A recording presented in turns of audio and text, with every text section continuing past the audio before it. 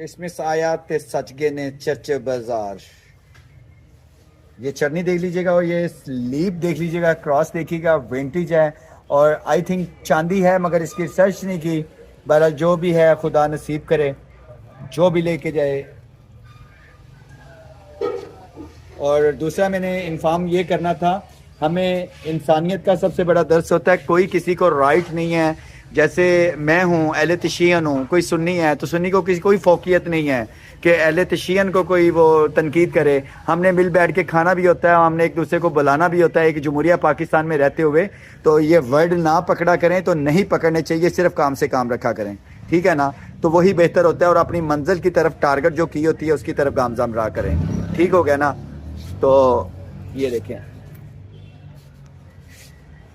ये चटनी है और ये विंटेज सेंटा के और ट्री के सिल्वर प्लेटेड ये स्पून है, स्पून सेट है। थैंक यू पीता।